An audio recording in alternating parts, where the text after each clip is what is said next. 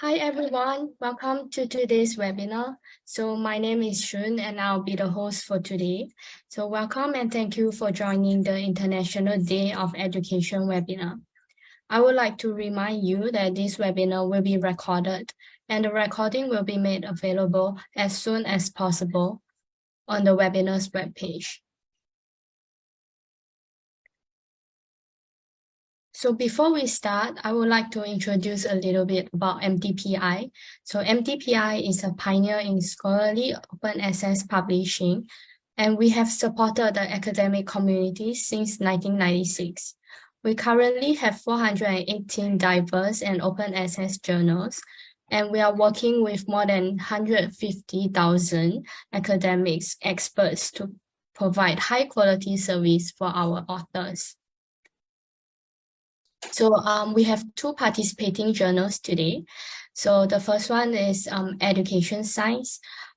Education Science is a scholarly peer-reviewed international open access journal committed to provide inclusive and equitable global access to research. It aims to relate timely, high-quality research findings across a broad range of topics.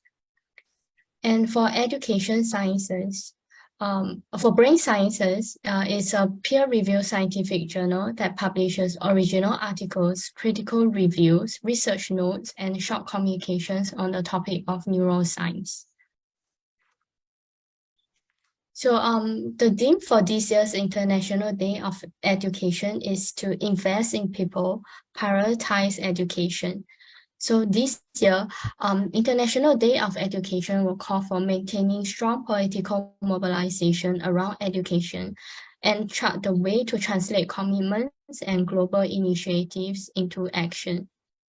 The aim of this webinar is to encourage connection and collaboration among education researchers and the international open access community.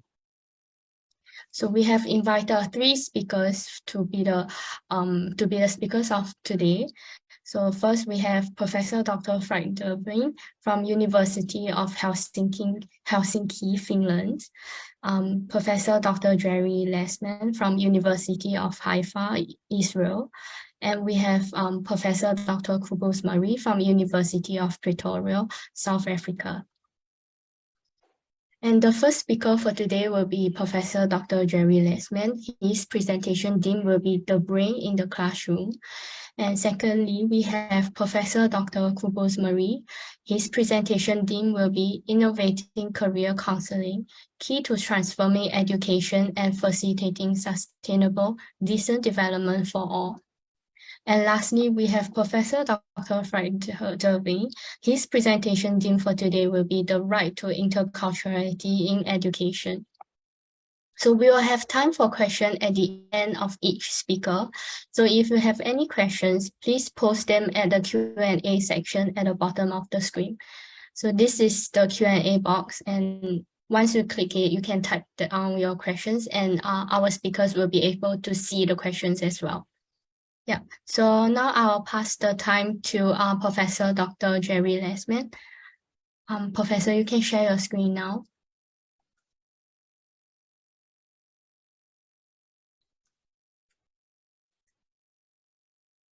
Professor, you are on mute. Yeah, so thank you very much for inviting me, and thank you all for attending. And let's see if I can put all of this together pretty quickly. Well, usually on one foot, well, on one seat, given that it's a webinar. First of all, you're all cordially invited to pay me a visit at the University of Haifa, which is seen on the screen right now. So let's start at the beginning with this. One moment. I'm going to present some histologies of the brains of a five-day-old, a 6-year-old, and an adult, and how the networks of cells in the brain actually put themselves together. In the case of a 5-day-old, you can see a relatively sparse connection between the neurons. In the case of a young child, 6 years old, it's much more exuberant. And in the case of we adults, that's males over the age of about 26 or so, it's pared down, it's far less so. What that kind of tells us, actually, is that the capacity to make new networks is significant in the early years, less so in very early childhood because the brain is just developing, and in adulthood, less so, which means it's harder for us to actually learn as adults. But then again, we already have our networks laid down, which automates much of the processes that we're trying to create. And that's how that pretty much works inside of the school system. There are not critical, but rather sensitive periods in early brain development that directly relate to schools. So if we take a look at the x-axis in terms of years and the sensitivity to learning on the y-axis, we can see that there are significant differences in the optimal period of time to learn certain kinds of skills as a function of age. So we can see that it's a different time for arithmetical problem solving, social skills, symbolic reasoning, emotional control, vision, hearing, sensation, sensory function, etc. So there are different times to really get at the developing child's brain. The other matter that I wanted to present as background to what it is that I really wanted to talk about is the old model, going back to the time of Broca and Wernicke's in the middle to late 1800s, carrying right through into the development of the field of neuropsychology, was the fact that the temporal lobes are concerned with comprehension, and Wernicke's area, and the area anterior to the Sylvian fissure is concerned with expressive language. I can tell you, in the 50 years I've been in this business, I've never seen a Broca's aphasia. The point of what I'm trying to say right now is it's not about brain areas, it's about the networks. And the function of the teacher and educators and parents and pretty much every other experience that we have in life is not to just facilitate the activity of a given brain area, but actually to build networks. And here we see an example of the difference between a network when associated with a visual object, which is significantly different than if we look at words associated with agency or actions in this particular case. And here we can see it in comparison between the network differences between leg-related, arm-related, and face-related words. Which brings me to the next point, by way of background. What's underneath what we've just spoken about in terms of the histologies, and I'll bring this into the classroom in a little while, is a substance called BDNF, or brain-derived neurotrophic factor. BDNF increases after exercise, after movement, promotes neural size, dendritic branching, spine number, and it does so in the rodent hippocampus.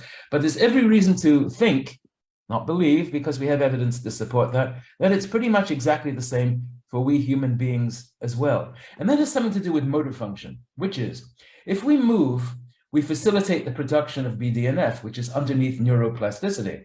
If we're sedentary, we actually don't. So the object of the exercise is to move. Now, why would that be important?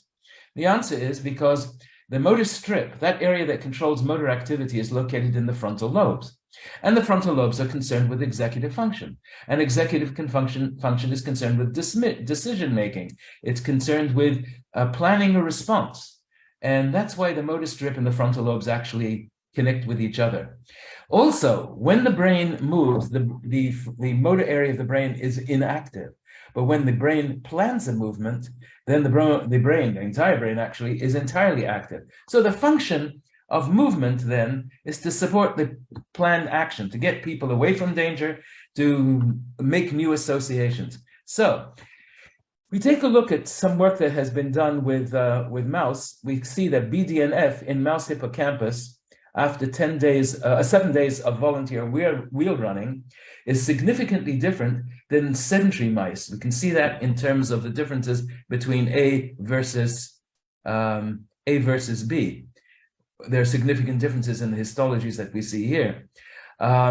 Moving on to the next slide, ADHD, attention deficit hyperactivity disorder, and control groups show improvement in inhibitory control, allocation of attention, stimulus classification, and processing speed after exercise. So that we can broadly say that if you move, you are facilitating the production of BDNF, and if you facilitate that, you are facilitating the development of networks, and that then becomes highly associated with the capacity to learn. If we take a look at the brains using quantitative EEG, not my work, between brain after sitting quietly versus the brain after a 20-minute walk, we can see significant differences. Let me just give you an interesting anecdote. I gave a lecture in Oxford about 10, 12 years ago. And I said during the lecture, that if you don't move, you get stupid. And it's kind of an overstatement. And I noticed in the audience a chap sitting in a wheelchair. And at first I didn't recognize him, and then I did. And it turned out that it was, God help me, it was Stephen Hawking. And I jumped off the podium right after the lecture and apologized. And he said, no, absolutely not. There's nothing to apologize about, because he, in fact, plays tennis every day. And when I guess I looked surprised, he explained in his difficult way that he does that mentally or visually. Mental movement actually has an effect on the afferent system. And as a result of that, we know that movement facilitates learning. So I just passed that anecdote on to continue with what it is that we're talking about. We take a look at the effect of movement on academic skills. We can see that in an exercise group, there are significant differences when compared to controls in both a composite of reading, math, and spelling, and also independently between reading, math, and spelling. If we aggregate these concepts, we can see, again, significant differences between executive function, control, spatial, and speed, speed of performance, of response. We know that complex movement uses more brain areas, and what it is that we're trying to pull off is an integration of various areas of the brain in the form of associative networks. And where that happens? In school. So what are the implications of what we've spoken about already for neural connectivities and for the individual's capacity to learn? There are a couple of things that we know.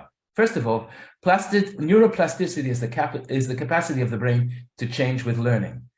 Second, we had found at least two types of modifications occur with the brain, in the brain, with learning.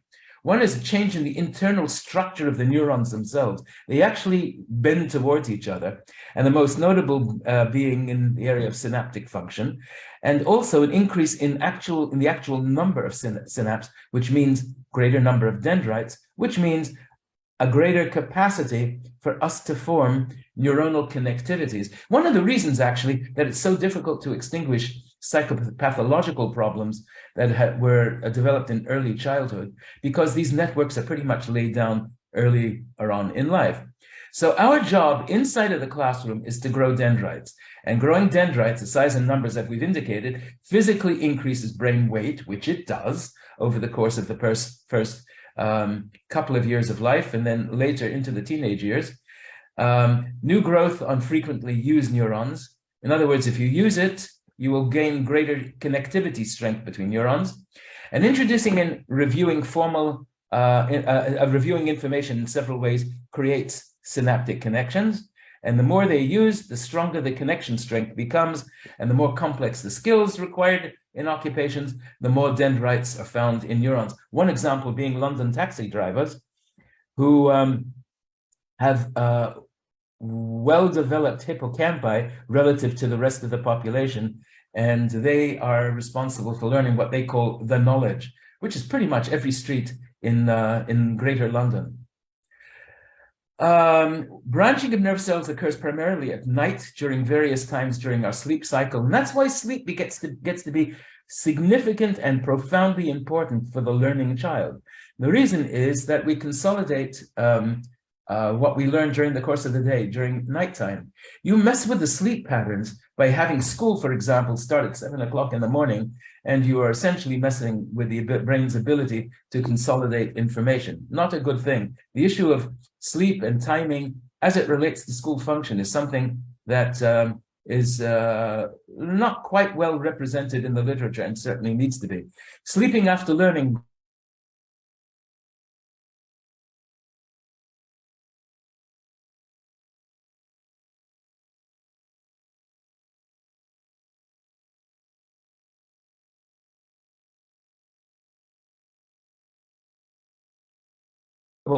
of processing and using the information when compared to children who are not sleep deprived.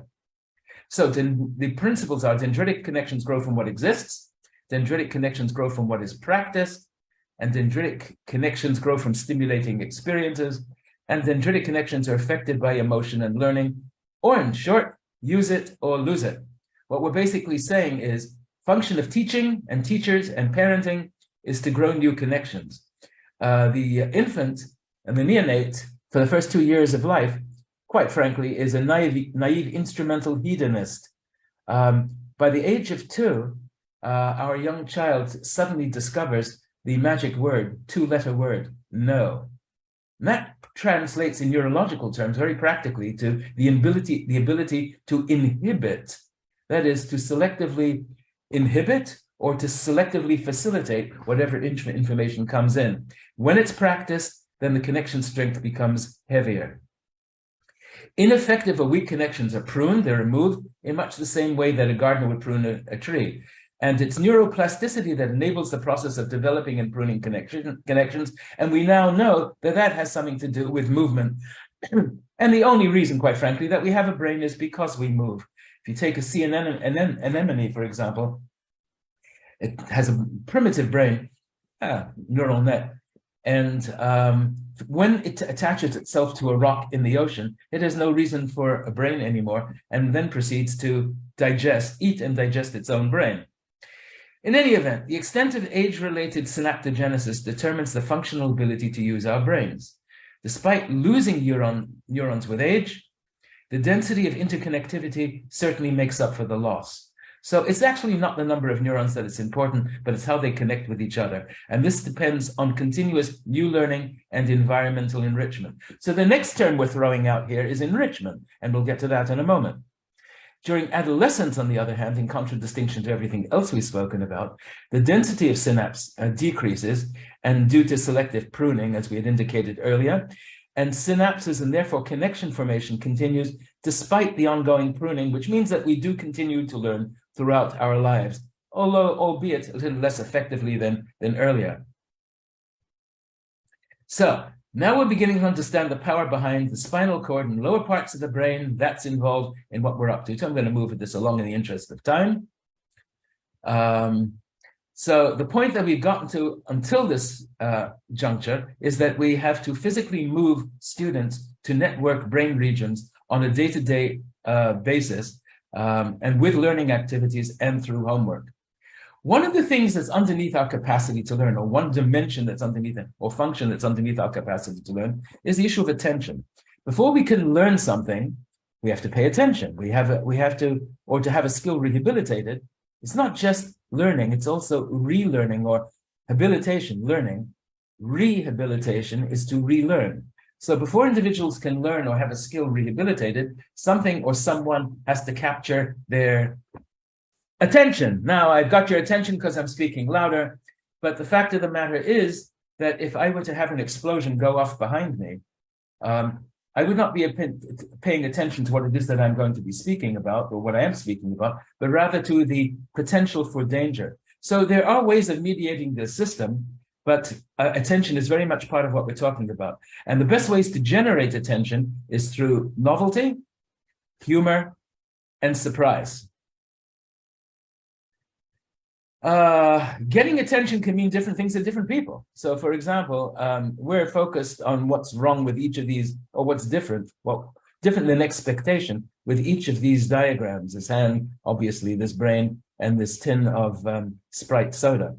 So the brain is a novelty seeker. We're always looking for change. Quite frankly, the reason we're doing that is because change can be dangerous, and dangerous would require us to produce a motor response. So we're always looking for change in our environment, and that's something that teachers can or educators can capitalize on any level of learning. We're always looking for something new.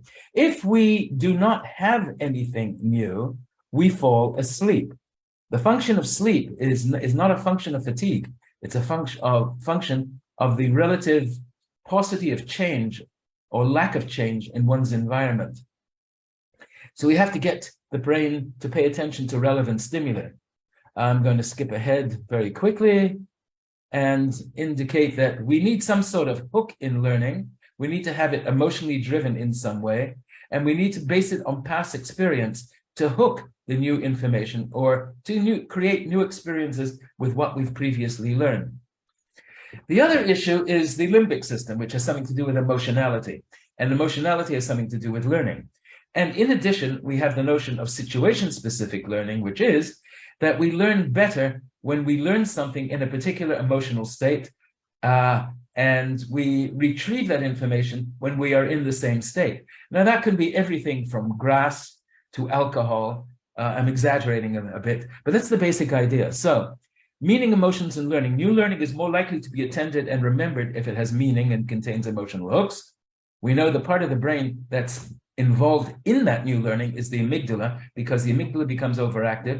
New information is prevented from passing into memory through the amygdala, and information must get through the amygdala to get to the hippocampus for memory, the amygdala being part of the limbic system and being part of emotionality.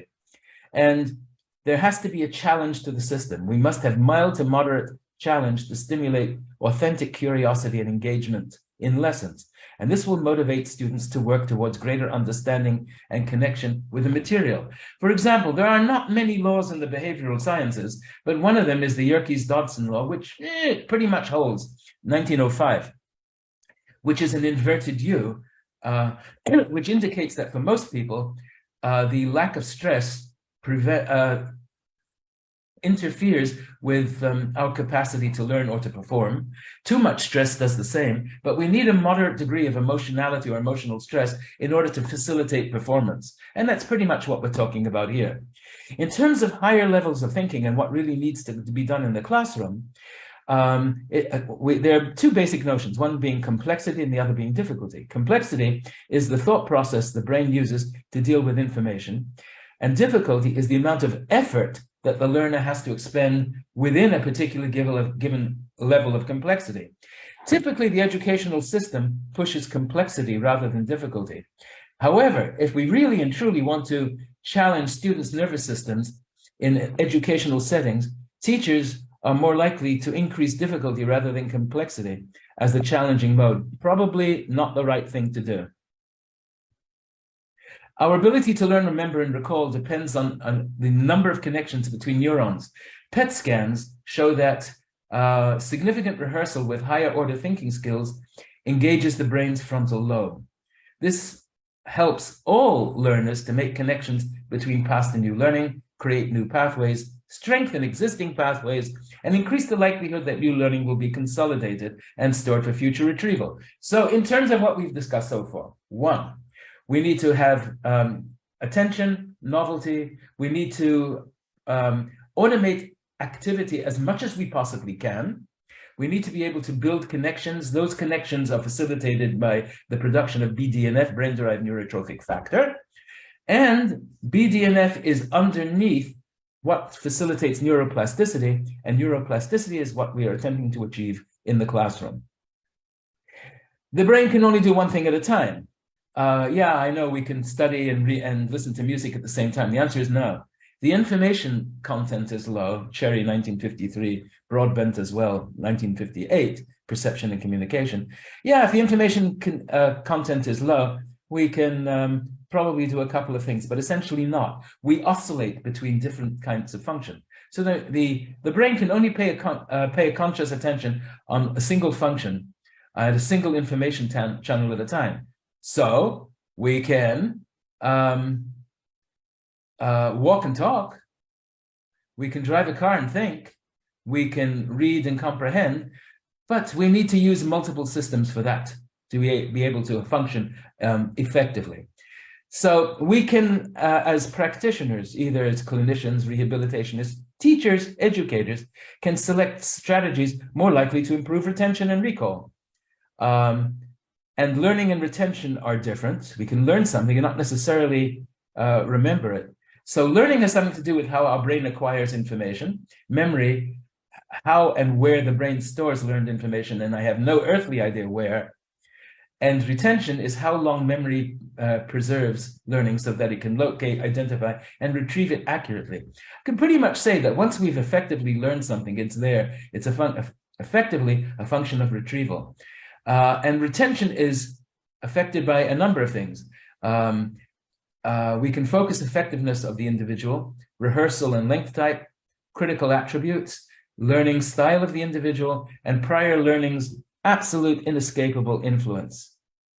So I'm going to skip through this, given the fact that we don't have that much time. And the key to teaching is to help students put things into memory and retrieve the information.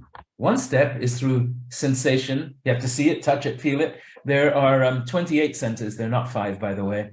That's old wives' tales. We can discuss that at another time. Attention is necessary, as we've already indicated. Without paying attention to a task, there's no further brain processing. Second step is short-term memory or working memory. And short-term memory lasts for about 20 seconds. We either get it into long-term memory or it's lost. And finally, long-term memory, procedural memory, and declarative memory. The brain labels information, categorizes it. That's our dream state. That's a hippocampal function. But there's no storage capacity possible without this category. And once stored, the brain crosses references to previous items, and that's how our networks are being developed. Skip ahead. So we're now talking about enrichment in the time remaining to us. So multisensory experiences promote brain growth. And the reason they do, we've already indicated, is because we've said that information capacity, plus minus 7 bits, but information capacity is highly limited, significantly limited in a single channel. We can only do one thing at a time, but not if you use multiple channels, that if you use multiple, and that's what's underneath the embodiment of language example that we had used earlier, which is with the embodiment of language, we see that where in the brain that a particular response is based, or potential for response is based, is less important than the network associated with it. I can tell you of a patient that we had maybe 45 years ago, the University of Manchester, which is where I'd previously been in England, who got brain sick. And when we did, this is in the 1960s, and she was a student of architecture at the University of Manchester Institute of Science and Technology. And when we did a regional cerebral blood flow on her, actually even CT scan, turned out that about 80% of her brain of her cortex was missing. And she had been born that way. And her occipital, what would normally be occipital regions, was responsible for, or active during mental calculation. But she was brighter than the both of us put together, than all of us, all the attendees here put together. So the networks get to be important, and enrichment is underneath that, and multisensory experiences promote brain growth and connectivities. So we need to provide enriched environments for learning, hook new ideas to previous understanding and personal experiences. So one example of an enriched environment is a cockpit on an Airbus 380, which is a whole lot easier to deal with for the pilots than the previous, well, what's normally found in terms of gauges, functions associated with gauges. This is an example of enriched environments for rats. And here, a snoozling room for cognitive rehabilitation. Here's an interesting classroom, enrichment classroom, where groups of kids can do their own thing periodically. This being an example of a ideal college classroom or learning spaces for adults. We can see that there are no classrooms, at least that I've seen in any recent time, that remotely look like that. So what we can develop from all of what we said so far is the brain continuously remodels itself, even into adulthood. Synapses continue to be formed in the brain. Lifelong enrichment experiences are important for continued dendritic growth and for healthy functioning brains. Multiple opportunities to actively process new learning in a variety of ways assures long-term retention. So the old adage about how rehearsal and repetition and memorizing the timetables or poems is not a non-starter. It's actually how the brain works. What we do around it may be different, but there's not only nothing wrong. Rehearsal is actually the name of the game. We need to differentiate instruction, provide choices, vary groups, and honor multiple intelligences. And we need to orchestrate opportunities to apply new learning in real-world settings. And any activity through which the brain recalls a concept or skill or process, we call reflection, and reflection activities prompt the brain to re-stimulate these new connectivities of neurons. We do not see things in isolation. Everything is relative to everything else. Oh, I can't date this person. He's just like my ex-husband. That's nonsense. No two people are the same. And what we try to do when we look at a leaf on a tree is we don't see the leaf on a tree. We see a leaf and the rest of the tree as well. So there are many ways to get into this. So for example, if I were to show you laws of associated with laws of perceptual grouping, you're not seeing these individual dots in the case of A and B. We're looking at, in terms of similarity, of aggregates or the gestalt, or how perceptually we put things together. And so there's the issue of proximity here, or the issue of continuity there, or closure. This is actually not a triangle, but we see it as a triangle. So in this particular case, could be a license plate, but in fact, what it actually is a license plate. So in conclusion, and we can't finish applications of developmental cognitive neuroscience chat without taking a look at something practical. We need to reduce sitting time in class. Teachers need to modify the delivery of one class lesson. Excuse me for a moment. Standing, and once per day is good enough, between 30 and 45 minutes. And on average, this will result in about 150 minutes less sitting per week. We have to interrupt sitting in class. So every 90 to 120 minutes in the classroom, the teacher has to block out 30 minutes with two minute guided light intensity activity, like standing, passing a ball, but something motoric. And that should generate roughly about 6 minutes interrupted sitting every 2 hours or so. Family needs to get involved in this. 8 postcards a year, for example, to parents with tips and key messages for reducing sitting behavior at home. Homework assignments, switch off the TV, for example, for a weekend. Not necessarily so easy to do. Have environmental cues and prompts, elevated access or increased access to PA equipment, physical activity equipment, line markings in schools where kids have to walk around these patches periodically, signage, and so on. So standing lessons, standing homework, interrupted sitting time in class, and interrupted sitting homework. Active homework, where a child is encouraged at home and in the neighborhood for active homework. Go for a walk in the streets with parents and count the number of letterboxes. Use pedometers. Get rid of this entirely. By the way, we've done this in my labs in Cuba. I have a joint appointment in the University of Medical Sciences in Cuba. We've gotten rid of this and instead replaced it with treadmills that run at a relatively slow pace, where the kid won't fall off, but he will be continuing to move. I guarantee you this will get rid of any issue that even remotely looks like ADHD. And on that happy note, in exactly 35 minutes, I'd like to thank you all for giving me the opportunity to share some of these thoughts with you and to indicate that both the burgeoning fields of developmental cognitive neuroscience and educational neuroscience are co-developing with each other. And I would suggest that you take a look at our special issue in the journal Brain Sciences that just came out on the Brain Goes to School. Thank you very much for this opportunity and have a great day. Let me take a look at questions.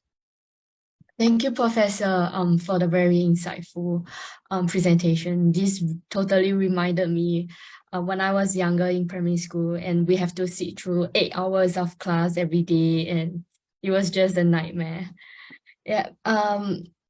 There are 5 questions for you in the Q&A box. I see them. I have them, so I'll answer them in seriatim. Okay. First question is, due to the pandemic, online education is widely used. Will this affect the efficiency of the brain in the classroom? In a word, absolutely yes. And that's I'm answering that question without studies that have effectively been done on the long-term effects, cognitive effects of the pandemic. What I can say is that movement has a significant effect on the production of BDNF. BDNF is under neuroplasticity, and there's less of it when you move less, and it is a linear relationship. So the more you move, the more BDNF, more neuroplasticity, and that facilitates the capacity to learn. So the answer is yes. Many thanks. Can I ask how the growth of the cytoskeleton is controlled during dendritic development? Again, that's BDNF is underneath that as well. What actually controls that is a matter of debate, but what facilitates that is BDNF, and BDNF largely is a function of what we've spoken about over the past 35 minutes. Thank you for sharing. Will the ubiquitization lead to the degradation of marked protein or changes in function instead?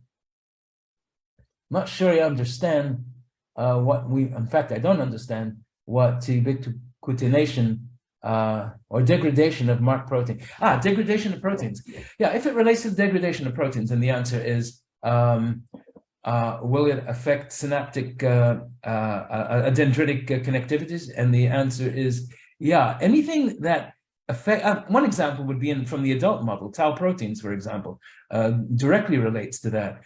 Tau proteins, which are produced in many conditions, but one of the conditions is, of course, Alzheimer's. The other being Down syndrome. That affects the capacity to learn. So and that affects the cytoskeletons as well. Thank you. How to assess brain activity and cognitive during learning activities? Oh, well, there are paper and pencil tests that can do this. There are remote EEG based procedures where we can do this. I would shy away from anything to do with fMRI on the topic of learning, and the reason is because it's spatially rather than temporally resolved.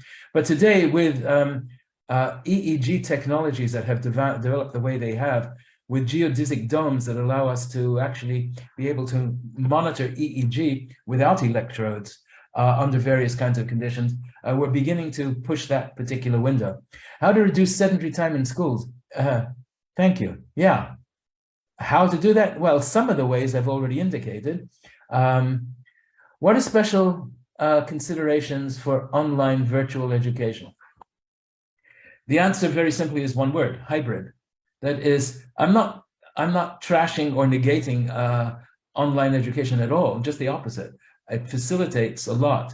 But I can tell you that online conferences, for example, many of which I've attended this past few years, I tend to walk away from the screen. I tend to get the social interaction is important in all of this, as is movement. You sit, your capacity to move is impaired in some way.